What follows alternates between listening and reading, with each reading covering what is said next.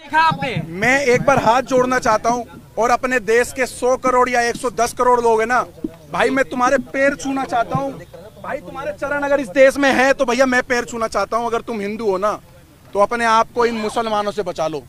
ये सब एक हैं, मैं खुल के बोल रहा हूं, ये सब मुसलमान एक हैं। कोई मुसलमान बोले कि मैं ये हूं, मैं वो हूं, मैं इंसानियत नहीं।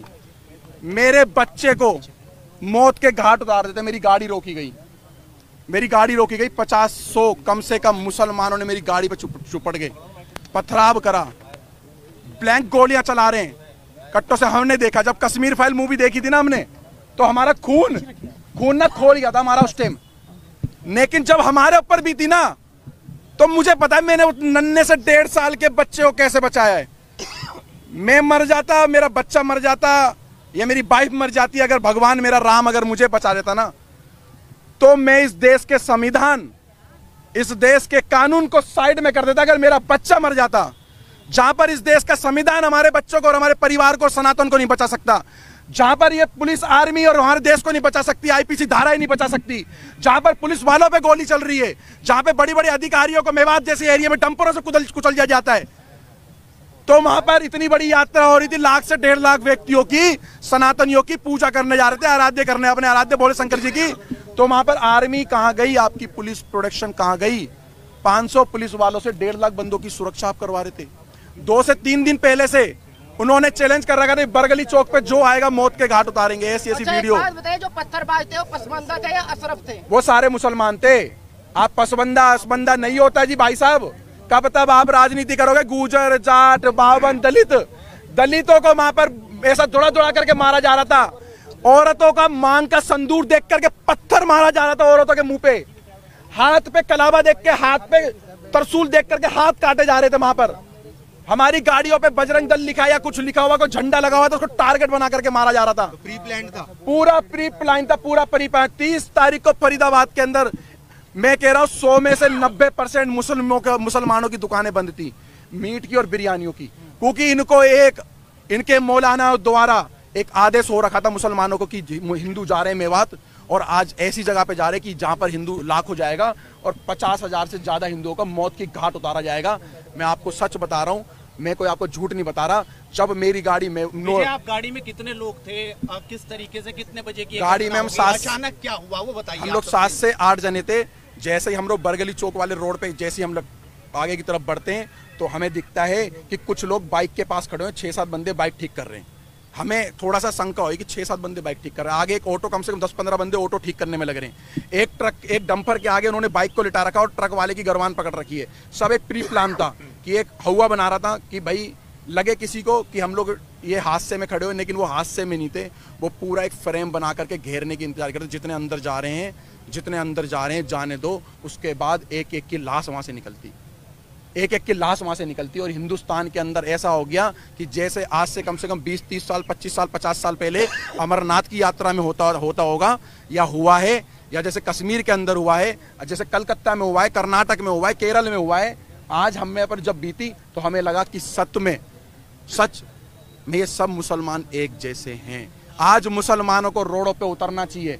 आज मुसलमान रोडों पे उतरे जो गंगा जमुना तहजीब की बात कर रहे हैं। आज मैं कह रहा हूं अपने मुसलमानों से, देश के मुसलमानों से, जो कहते हैं हम इस देश के नागरिक है, पहली बात तो तुम इस देश के किराएदार हो, मैं बोलूंगा, क्योंकि मेरे बच्चे पे बात आ गई थी। मेरे बच्चे की ना ये मौत के घाट, मेरी औरत से ये बोला गया चलो जल्दी उतरो, 7-8 जनों से ये बोला गया चलो उतरो नीचे गाड़ी से। लेकिन मैंने अपने एक्सीलेटर को पैर पे डाल करके और एक्सीलेटर का पे पंजा दबाया और अपनी गाड़ी को आगे बढ़ाया। 70 से ज्यादा गिरफ्तारी हो चुकी है, क्या लग रहा है? 70 से ज्यादा लोग थे, लाखों आदमी इसके अंदर इन्वॉल्व है, लाखों आदमी। और मैं खट्टर साहब का, मैं बीजेपी का विरोध नहीं कर रहा, मैं कांग्रेस का विरोध नहीं कर रहा, मैं किसी पार्टी का विरोध नहीं कर रहा हूं। मैं साफ खट्टर साहब का विरोद करना चाह रहा हूं आपके चैनल के माध्यम से। खट्टर नहीं, मेरी बात सुन लो पत्रकार साहब। खट्टर साहब का एक बयान आया है कि हमने आधे घंटे या 1 घंटे के अंदर पुलिस भेज दी, सारा का सारा फेलियर और झूठ बातें। 3 घंटे तक उस मंदिर पे भी नहीं पहुंची थी, मंदिर के अंदर भी गोलियां चली। लेकर निकले, कहां गए?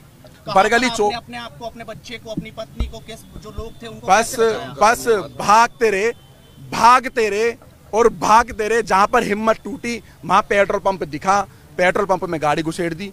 मैं उन अंकल जी का एहसान जिंदगी भर नहीं भूलूंगा, मेरे को और मेरे परिवार को, और उन्होंने मेरे पीछे बैठे हुए व्यक्ति को, जो किसी के बच्चे थे, किसी माँ के लाल थे, उनकी माँ की आंखों की टकटकियाँ लगी हुई थी, मैं वहाँ पे मेरे बच्चे गए, वहाँ पर हमला हो रहा है। उन अंकल का धन्यवाद करना चाहूँगा। अंकल ने बोला डरो मत, गाड़ी यहाँ लगाओ, किसी माई के लाल में दम नहीं है जो इस पेट्रोल पंप की सीमा पार कर जाए। पेट्रोल पंप पे आए और रेकी कर रहे थे बाइक और कार से पेट्रोल पंप के सामने कि हाँ यहाँ ये फंसे हुए ये सारे के सारे, और हमने भगवा, यही कपड़ा चेंज नहीं हुआ मेरा कल से, यही कपड़ा है मेरे पास, यही।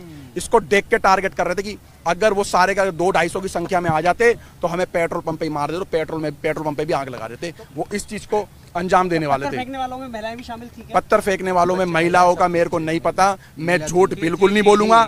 मैंने अपनी नहीं जी, किसी ने भी देखी हो, मैं तथ्यों पे बोल रहा, झूठ नहीं बोलूंगा। सारे के सारे 15 से 16 साल के बच्चे थे वहां पर, 15 से 16 साल के बच्चे थे, बूढ़े थे, पत्थर पकड़ा रहे थे बच्चों के हाथ में, फेंको इनके ऊपर।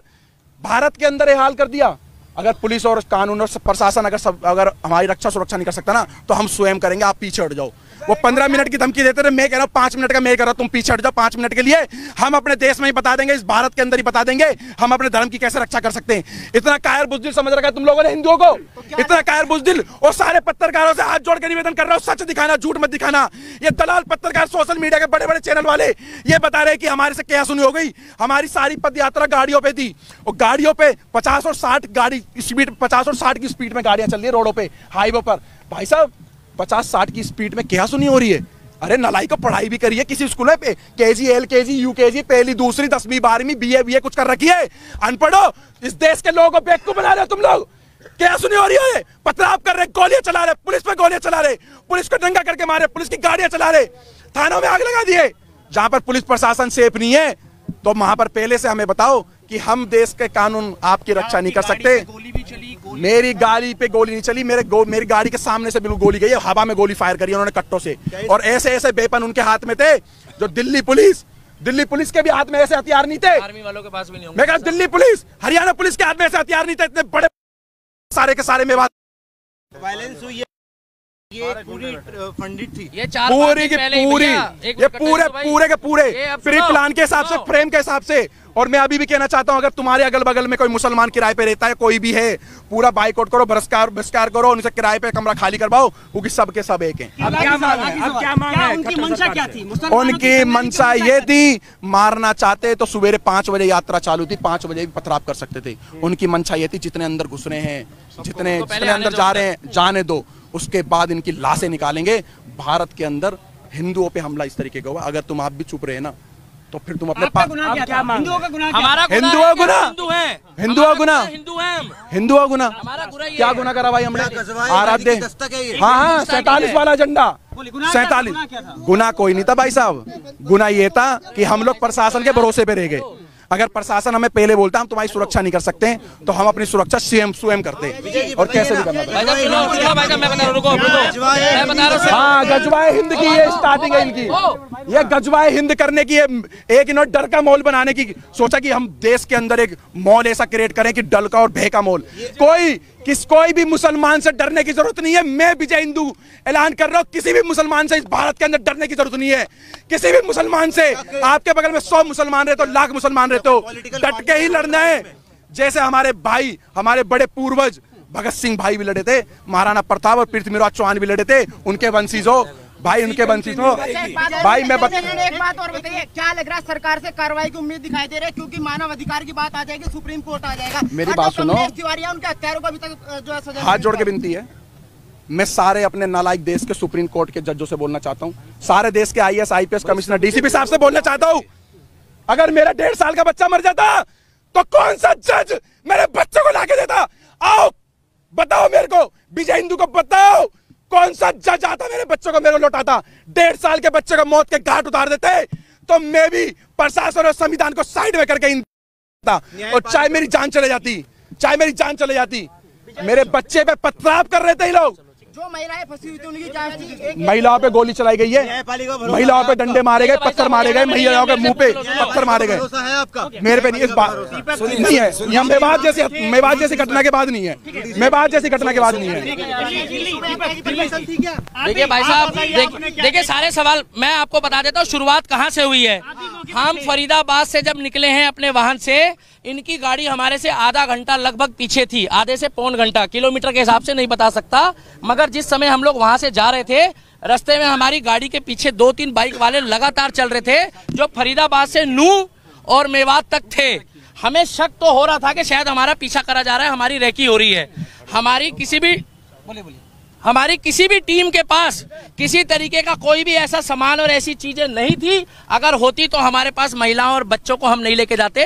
केवल शोभा यात्रा थी, जो पिछले कई वर्षों से वहां पर शोभा यात्रा चलाई जा रही है, और शोभा यात्रा में जल चढ़ाया जाता है, पूजा पाठ करी जाती है, और उसके बाद उन मंदिरों से अपने अपने स्थान वापस जाया जाता है। मगर वहां पर जिस तरीके से भीड़ थी, सबके कानों में छोटे वाले वो ईयरबड लगे थे। हमारी बाइकों के साथ भी जब हमारी बाइकें रुकी है, कुछ काफिले में 4-5 गाड़ियां रुकी है, हमारी गाड़ियों के साथ एक बाइक वाला रुक के गया है, जिसने ये बताया है, वहां पर सबने देखा है कि कुछ लोग यहाँ भी रुक गए हैं, भेजो। जब हमारे को बोला गया कि ना तो आप यहाँ से निकल जाओ, पीछे पत्थरबाजी हो चुकी है, और मेरे पास एक वीडियो भी है जब हम लोग वहां से निकले हैं, मैं अभी वो क्लिप नहीं दिखा पा रहा मोबाइल में। उस वीडियो में उस व्यक्ति ने साफ बताया कि सर यहाँ से आप चले जाओ, वहां पर प्लान बन चुका है कि कुछ लोग आगे फंसे हुए हैं, वो आ रहे हैं, और वो व्यक्ति ने खुल के बताया, मगर मेरी बाइक का नंबर मत दिखाओ। दूसरी बात यह है, हमारे आसपास से पत्थरबाजी हुई है, वहां पर बुजुर्गों ने चलाए हैं, महिलाओं ने चलाए हैं। सबसे बड़ी बात यह है कि ये बच्चों को पहले टारगेट करते हैं, छोटे बच्चों को आगे लाते हैं, जिससे उनकी जमानत हो जाए, उनको जज के आगे पेश करके ये दिखाया जाए कि ये एक बच्चा है, ये बालक है, ये भावनाओं में आकर अपनी सुरक्षा में फेंकना शुरू कर चुका है। 4 दिन पहले से वहां पर पोस्ट चल रही थी कि इनको मेवात की धरती में पैर रख के दिखाओ, हम तुम्हारे बाप के नौकर नहीं है। मेवात को ये दिखाना चाहते हैं, कहते हैं हिंदुस्तानियों तुम वापस जाओ, मेवात हमारा है। हिंदुस्तान, मेरे को क्या पता पत्रकार कहाँ से आए, आपको पता कहाँ से आए पत्थर? आप बताइए। मुझे क्या पता कहाँ से आए, कैसे पत्र, इसी पत्रकारिता के चक्कर में जो है ना मजाक बनाए हुए। एक मिनट रुक जाओ भाई साहब, इसी पत्रकारिता के चक्कर में पत्थर उनकी छत पे थे, तो मुझे क्या पता किसका लेंटर तोड़ के लेकर आए वो। 4थी मंजिल से पत्थर कहां जाएंगे, कौन एक ईंट उठा के 4थी मंजिल में जा रहा है? बाइक का शोरूम लूटा जा रहा है, हिंदुओं की दुकानों को टारगेट किया जा रहा है, और केवल वहां पर जब दिख रहे हैं मुसलमान, एक जगह कहा जाता है मुस्कुराइए आप लखनऊ में हैं, और एक जगह कहा जाता है बच के रहिए आप मेवात की नगरी में हो। ये फर्क देखा जा रहा है। पूरी तरह से फेलियर था, बिल्कुल फेलियर था। अगर अनिल विज की वहां पर 700 पुलिस थी, 700 पुलिस उन्होंने बताया है, उनके हाथ में हथियार थे जो सरकारी होते हैं संवैधानिक तौर पे, वो सारे बेकार थे, बोकस थे, कहीं कोई लाठी चार्ज नहीं हुआ, वो मूक दर्शक थे। आपके पास वीडियो क्लिप है, आप देखिए। और अगर ये लोग वहां डटकर खड़े नहीं रहते, हिंदू ये वहां लड़ने नहीं गए थे, ये पूजा पाठ करने गए थे, जितने हमारे सनातनी भाई हैं इनका बहुत बुरा हाल होता।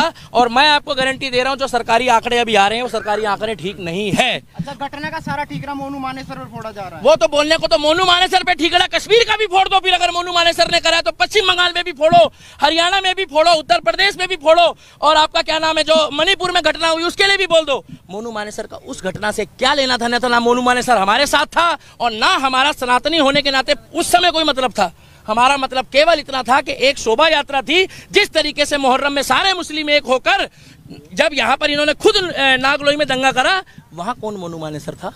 वहां कौन सी आरएसएस की साजिश थी? वहां किसने बोला कि मोनू मानेसर का नाम लिया गया? अरे वो तो आपस में ही भिड़ गए।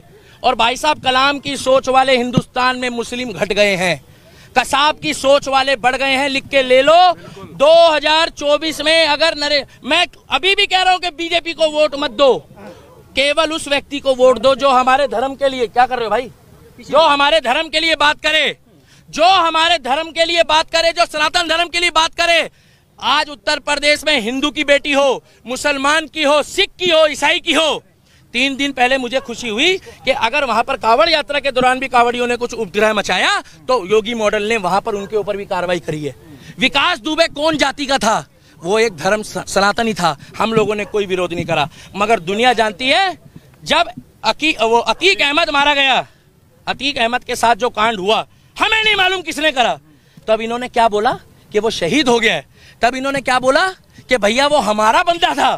इन्होंने तुरंत सपोर्ट करी। और मैं अब भी कहता हूं, अगर जुनैद के जो भी हत्यारे हैं, जुनैद और नासीन के जो भी हत्यारे हैं, उनको फांसी हो, चाहे वो हिंदू हो, मुस्लिम हो, सिख हो, ईसाई हो, क्योंकि ये खुद बोलते हैं अपराधी का कोई धर्म नहीं होता। तो हम भी कह रहे हैं अपराधी का कोई धर्म नहीं होता। अगर वो राजस्थान पुलिस ने मोनू मानेसर को क्लीन चिट दे दी, तो मोनू मानेसर की जो क्लीन चिट देने वाली सरकार है वो तो राजस्थान की कांग्रेस की है। हमारी मांग एक ही है, 2024 में मुझे नहीं लगता कि बीजेपी की सरकार वहां पर खट्टर सरकार आएगी। अगर वहां पर बुलडोजर नहीं चला योगी बाबा वाला कि इधर गड़बड़ हुई, इधर ना तारीख ना सुनवाई, वही फैसला। हमें चाहिए योगी मॉडल, हमें चाहिए बुलडोजर मॉडल, और हमें चाहिए योगी बाबा वाला प्रोटोकॉल। और हरियाणा करवाना चाहते हैं। मेवात कौन बोल रहा खाली करने? उत्तर प्रदेश खाली हो गया पत्रकार महोदय। उत्तर एक मिनट रुकिए, एक मिनट मेरे को बोलने दो। उत्तर प्रदेश खाली हो गया। कौन मुसलमान परेशान है उत्तर प्रदेश में? कितने मुसलमान भागे वहां से? भाई साहब पत्रकार हो, अपने मुंह से जवाब दो, कितने भागे वहां से? एक भी मुस्लिम नहीं भागा है, कमा के खा रहा है। मगर फर्क इतना है कि यहाँ वाले पत्थर चला रहे हैं और वहाँ वाले डर के मारे फूल चला रहे हैं। लोग तो कहते हैं भारत का मुसलमान डरा हुआ है, इतना डरा हुआ है मुसलमान। हाँ, डॉक्टर बन रहे हैं, इंजीनियर बन रहे हैं, आईपीएस बन रहे हैं, पुलिस वाले बन रहे हैं, सीआरपीएफ में जा रहे हैं, आर्मी में जा रहे हैं, और इतने डरे हुए हैं कि करते करते में 30% आबादी हो गई। बच्चे पैदा भी डर डर के कर रहे हैं क्या ये लोग? क्या डर के खौफ में बच्चे पैदा होते हैं? कैसे सब? पुलिस तो वहाँ थी। अरे कैसी बातें कर रहे हो? पुलिस तो हमारे सामने थी। ये पूछो कि और बल कब आया है?